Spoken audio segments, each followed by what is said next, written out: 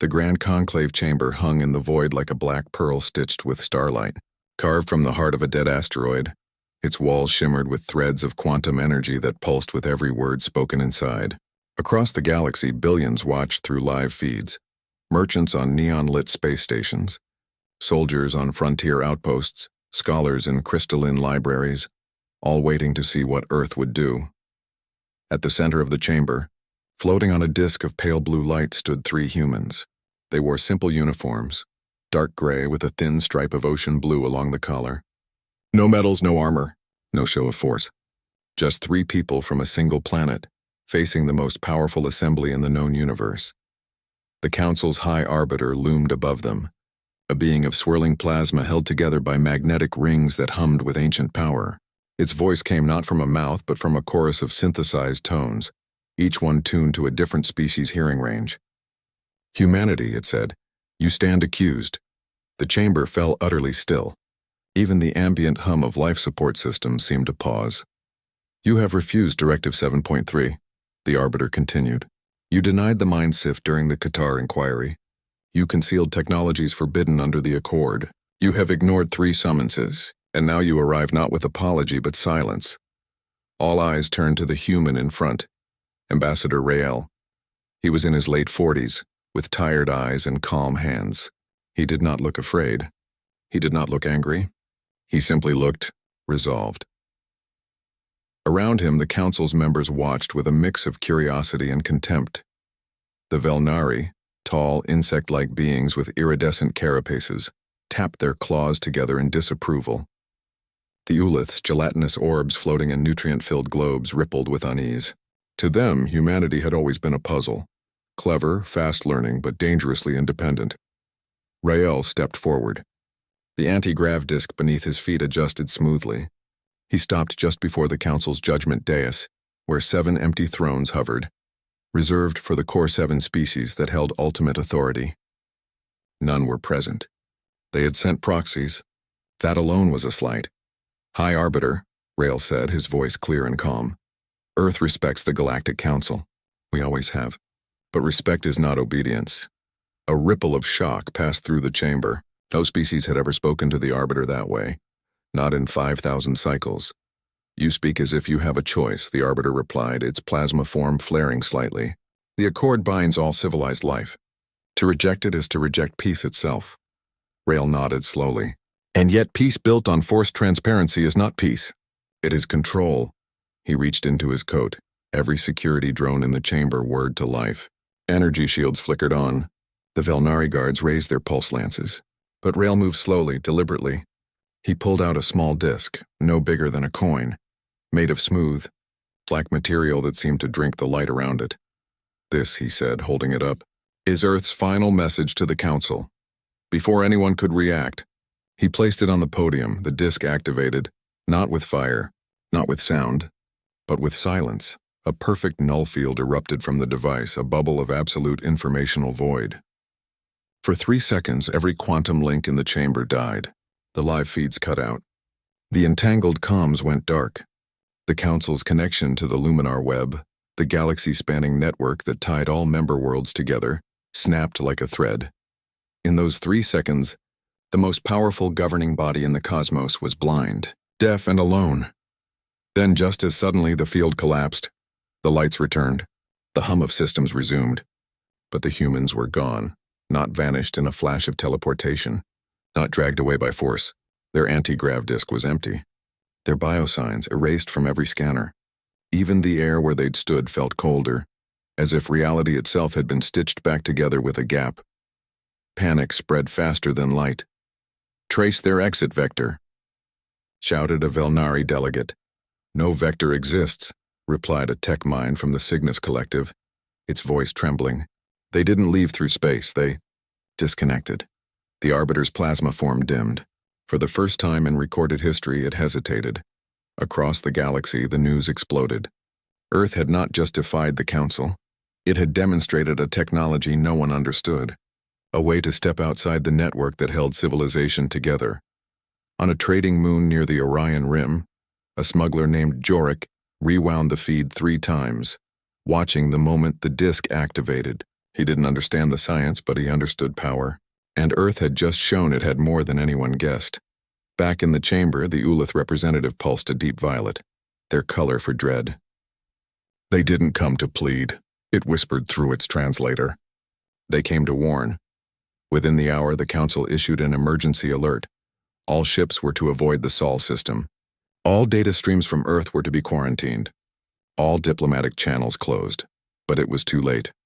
Earth had already made its choice, and in doing so, it had done the unthinkable. It had made the galaxy afraid. Not of invasion. Not of war, but of silence. Because silence from Earth no longer meant absence. It meant something had changed, something fundamental, and no one, not the Velnari, not the Uliths, not even the ancient Core 7, knew what came next. As the chamber emptied, one junior aide lingered, staring at the empty podium. On its surface, the black disk remained. It no longer emitted anything, but when the aide reached out to touch it, their hand passed through it like mist.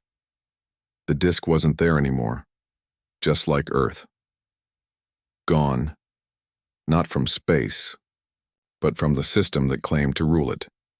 And in that moment, the first crack appeared in the foundation of galactic order. No one noticed it yet, but soon everyone would. In the days after Earth vanished from the Council's networks, the galaxy held its breath. Trade slowed. Patrol routes doubled. Even the black markets fell quiet, as if afraid to speak Earth's name. But beneath the ice of Antarctica, deep inside a hidden facility known only as Deep Core Command, life moved with quiet urgency. Commander Illyra Voss stood before a curved screen showing the Sol system from every angle. Red markers blinked where Council scout ships hovered at the edge of human space, too afraid to cross the invisible line Earth had drawn. She was tall with sharp eyes and short black hair streaked with gray, not from age but from years of sleepless decisions. She wore no rank pins. In Deep Core, titles didn't matter. Only results did. Behind her, Dr. Cale Wren adjusted his glasses and tapped a command into his console. Data streams scrolled across his screen. Gravity readings, quantum resonance levels, energy signatures from Earth's orbital platforms. The distortion field is holding, he said. Better than we expected. The Council's probes can't even bounce a signal off it. Illyra nodded. Good. Let them wonder. She turned away from the screens and walked down a narrow corridor lined with humming servers. The walls were cold, the air dry. This place had been built in secret during the early days of First Contact. When humanity first realized the galaxy wasn't full of friends, it was full of judges. What are they saying out there? She asked without looking back. Cale followed, holding a datapad. Panic, confusion. Some think we've gone rogue. Others think we've been destroyed and something else is pretending to be us. The Velnari are calling for a full blockade. The Uliths want to negotiate, but only if we rejoin the Luminar web. Illyra stopped at a sealed door. It hissed open, revealing a circular room where a dozen scientists and officers worked in silence. At the center floated a sphere of light, soft, pulsing, alive. This was the quantum core, the heart of the Ghost Protocol. We didn't leave because we were angry, Illyra said quietly. We left because we finally understood. The Council doesn't want partners. It wants obedient children. Kyle handed her a report. Jorik, the smuggler near Orion, he's spreading the countdown signal we leaked. It's reached 3 independent colonies already. They're asking what it means. It means we're testing something, Illyra replied. Not a weapon. A boundary. Can a single planet step outside the system and still stand? That's the question. She looked at the core again. Inside it, trillions of entangled particles danced in perfect harmony, tuned to Earth's own frequency. For years, humanity had studied alien tech, not to copy it, but to find its flaws. They discovered that the entire Luminar web, the network that connected every Council world, relied on a single harmonic baseline. Earth had built a counter-frequency, a way to exist beside it but not within it. That was the Ghost Protocol. Not hiding, just untethered. Meanwhile, far from Earth, Jorik sat in the cockpit of his battered freighter, the Rustfinch. He'd sold the countdown data to no one. Instead, he'd broadcast it on open channels, tagged with a simple message. Earth is awake. Are you? He didn't know what the numbers meant, only that they ended in 72 hours. But he'd seen the Council's reaction to Earth's silence. Fear, Real fear. And fear, he knew, was the first crack in any empire. On the bridge of a council scout vessel named Steadfast Eye, Commander Vex of the Cygnus Collective stared at the blank readings from Sol. "It's like the system isn't there," he muttered. "But our eyes see it. Our sensors don't." His second-in-command, a young Velnari named Tira, pointed to a new anomaly. "Look, the moon." Earth's moon, once dotted with human research stations and mining outposts, now showed no lights. No comms, no movement. But something was different. The craters near the South Pole shimmered oddly, as if wrapped in heat haze. "They're not just hiding," Tira whispered. "They're changing." Back on Earth, in a quiet town in New Zealand, a schoolteacher named Mara watched the stars with her students. The news said Earth was alone now. Cut off, dangerous, but the sky looked the same. The wind still blew, the ocean still sang. "Are we at war?" asked a boy named Leo. Mara shook her head. "No, we're just choosing ourselves." In Deep Core, Elira received a new alert. The Council had activated the Iron Concord, their elite peacekeeping fleet. 50 warships, each capable of leveling a continent, were moving towards Sol. "They think we'll fight," Kale said, his voice tight. Elira smiled faintly. "Let them come," she gave the order. Across Earth's orbit, hidden platforms powered up. Not weapons. Resonance emitters, tuned to the same frequency as the quantum core. When the Iron Concord crossed the boundary of the solar exclusion zone, every ship in the fleet went dark. Not damaged, not jammed, just buff, like someone had unplugged them from reality itself. Lights died, engines stopped, life support froze. The crews floated in silent terror as their ships drifted. Powerless in the void, from the darkness near Mars, a single human vessel emerged, small, unarmed. Its hull bore no markings except a simple symbol, a blue circle with a white line through it, the old Earth flag. Rarely seen now, it broadcast one message on all open channels. "This is not war. This is independence." Then it turned and vanished back into the distortion field. On the lead Concord ship, Commander Vex pounded his console, trying to reboot systems that refused to answer. He looked out the viewport at the pale blue dot in the distance, Earth, and felt something he hadn't felt in decades. Doubt back in Deep Core, Elira watched the fleet drift helplessly. "They thought silence meant weakness," she said. "Now they know it means we've stopped playing their game." Kale joined her.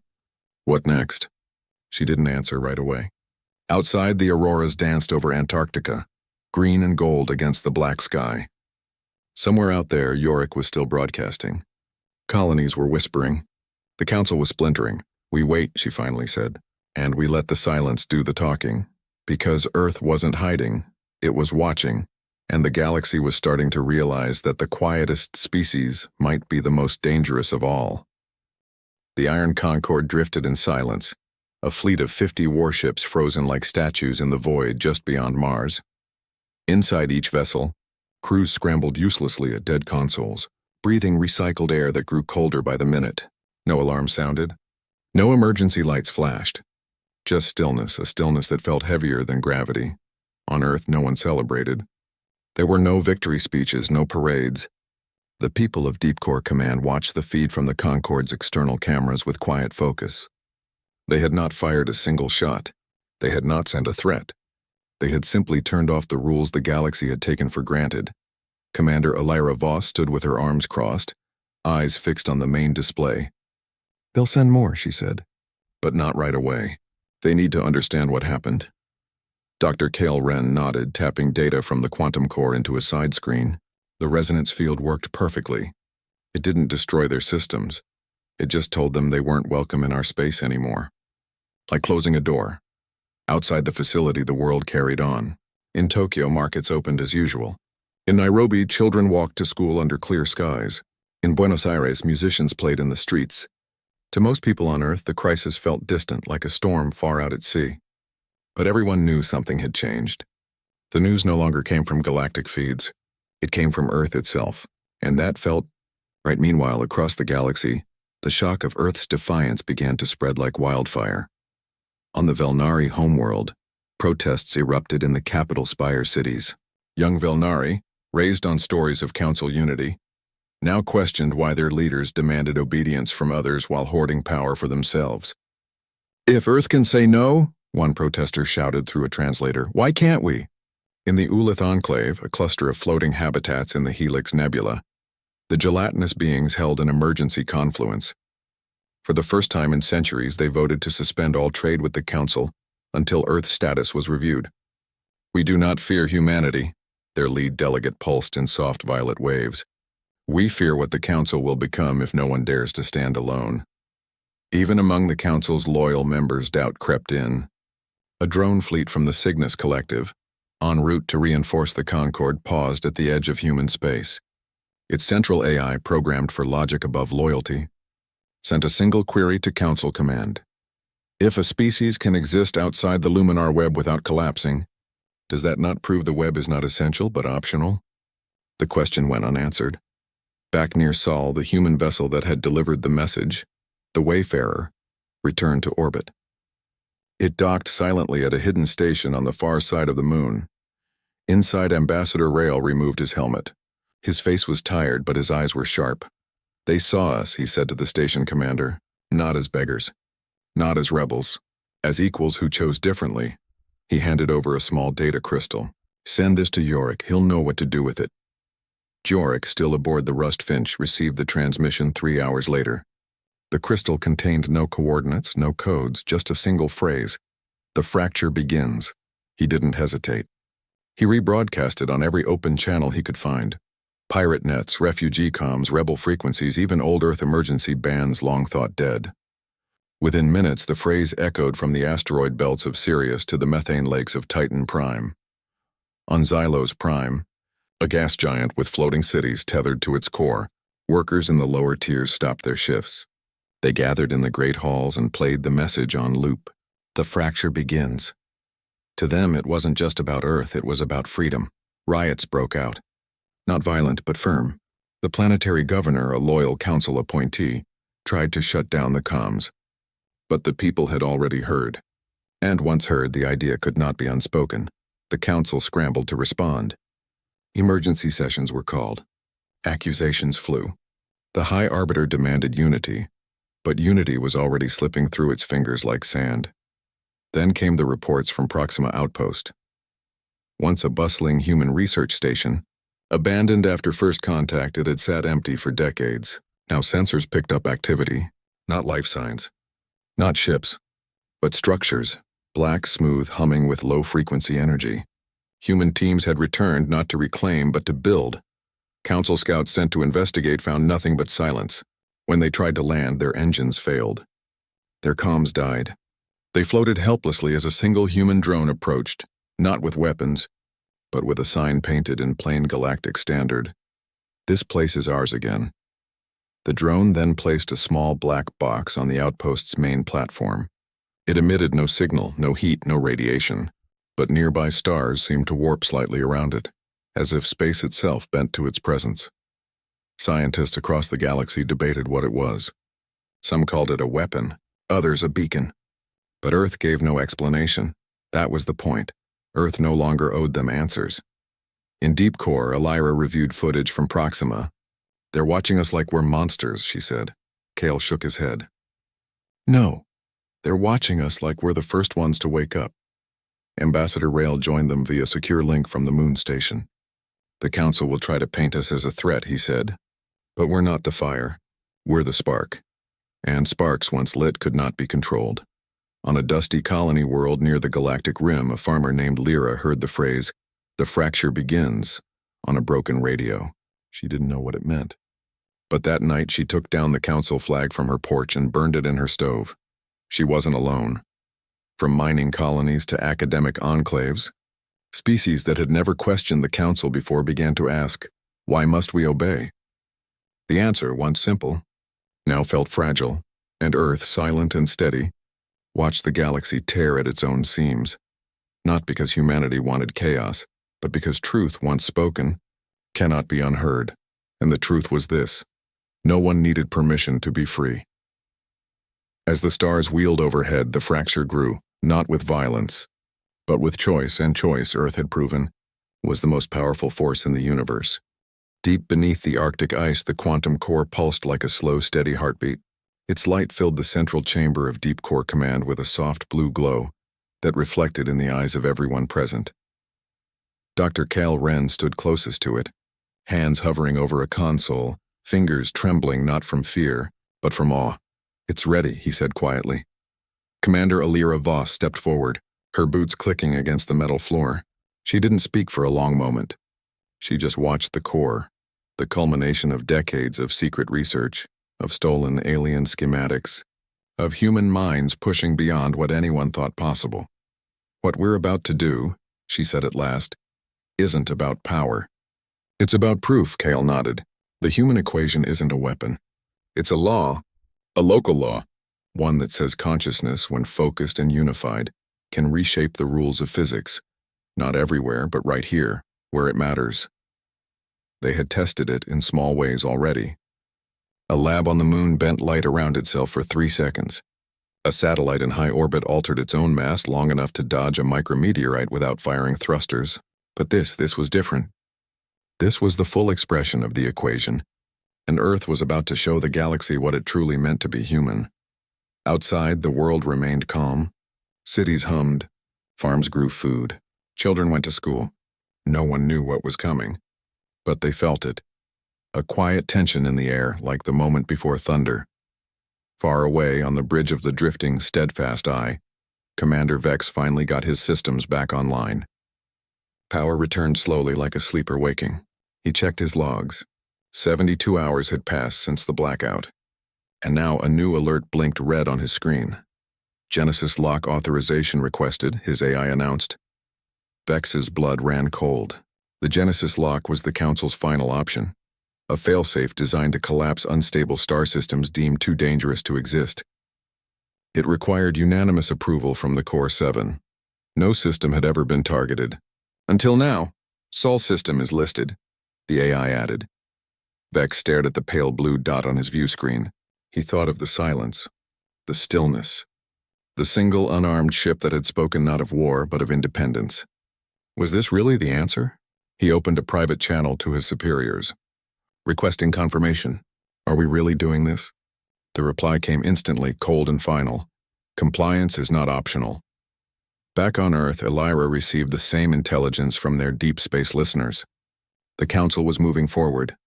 Sol had 72 hours before the Genesis lock would trigger, a controlled implosion of space-time that would erase the entire system from existence. But Earth wasn't waiting. "We go now," Elira said. Cale input the final sequence. The quantum core brightened, its hum deepening into a resonant tone that vibrated through the walls, the floor, even the bones of those in the room.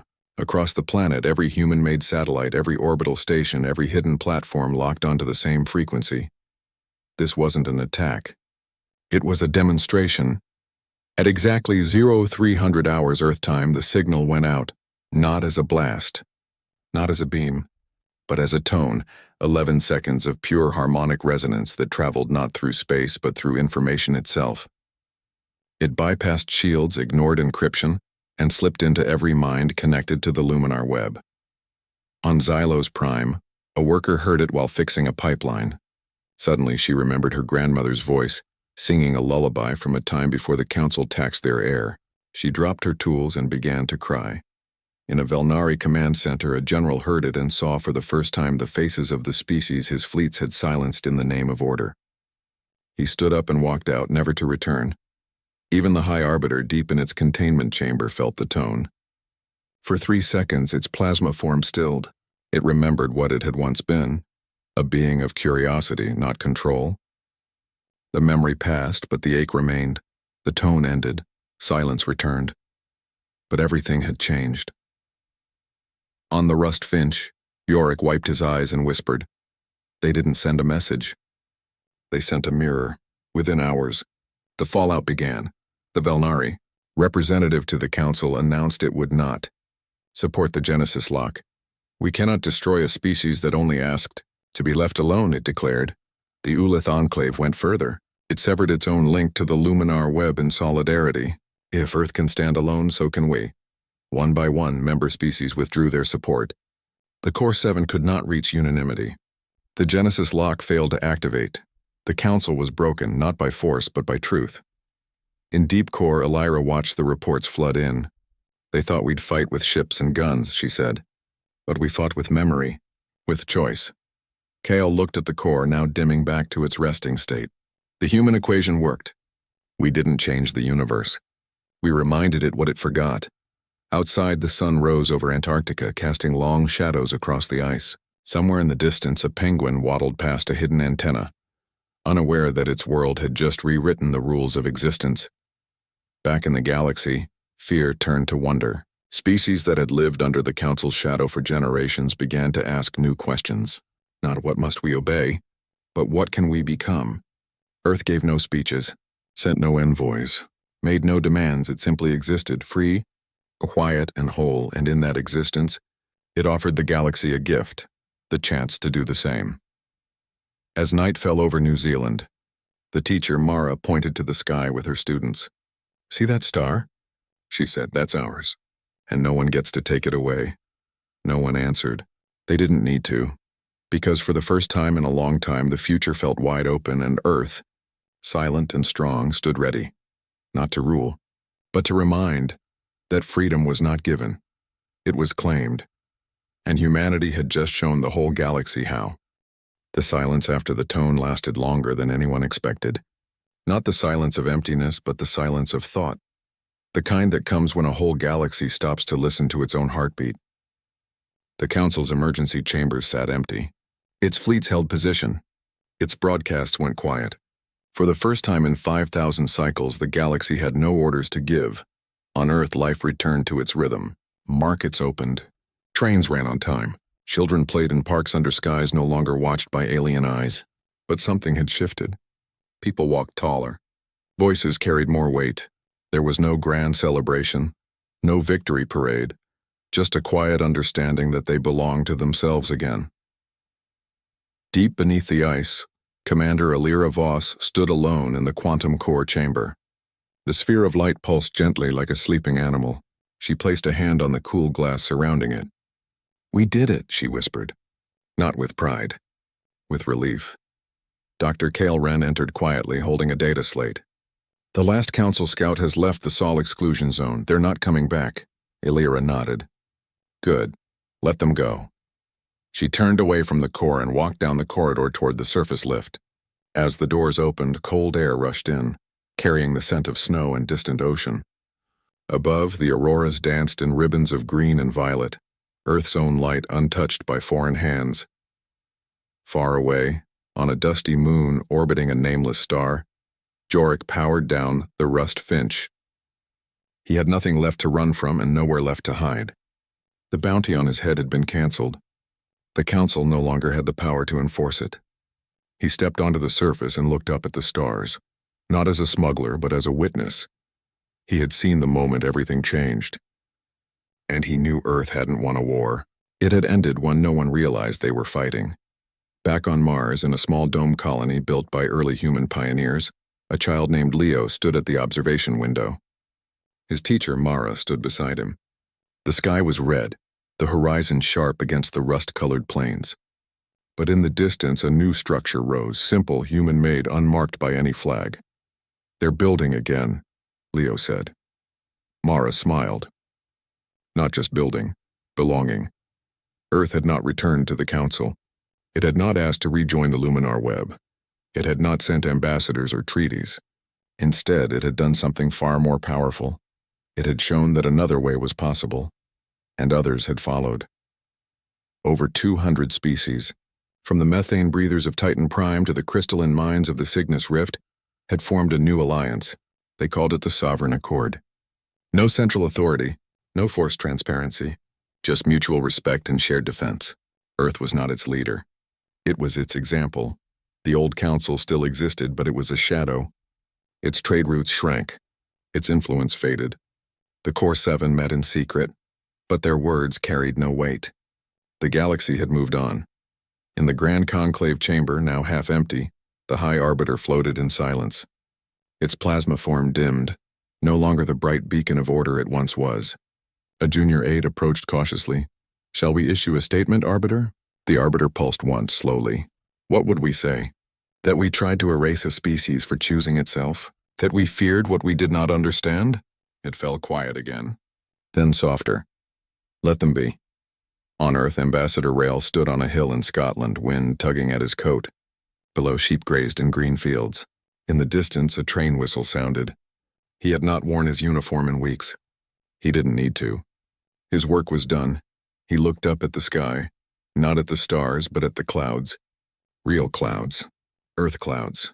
No surveillance drones. No alien observers. Just sky. Back in Deep Core, Kale reviewed the final logs from the quantum core. The human equation had held, not as a weapon, but as a principle. Consciousness, when united by purpose, could shape reality. Not to dominate, but to protect. To preserve. He shut down the system for the last time. The core dimmed into stillness. Alira joined him at the exit. "What now?" he asked. She looked out the viewport at the ice stretching to the horizon. "Now we live." Not as subjects, not as rebels, just as humans. And that was enough. In cities and villages across the planet, people gathered not in fear but in peace. They shared meals, told stories, watched the sunset. No one spoke of the council. No one needed to. The threat was gone, not because it was destroyed, but because it no longer mattered. The galaxy watched Earth with new eyes, not with suspicion, but with hope. Species that had never dared to speak now sent quiet signals of friendship, not through official channels, but through open frequencies, coded in music and poetry and simple greetings. Earth answered in kind. Not with grand declarations, but with small acts. A rescue mission for a stranded freighter. Data shared freely on cosmic storms. A school on Luna opening its doors to off-world students. They were not saviors. They were neighbors. And in that simplicity, they changed everything. One evening, as stars blinked to life above the Himalayas, a young girl pointed to the sky and asked her grandfather, "Are we alone now?" He smiled. "No, child. We're just free." And somewhere in the static between stars, Earth's signal flickered, not as a plea, not as a warning, but as a promise that intelligence did not need permission to grow, that peace did not need control to exist, that a single world, standing alone, could remind 1,000 others what it meant to be alive. The cosmos had panicked when Earth left. Now, it breathed easier, because Earth had not abandoned the galaxy. It had given it back to itself.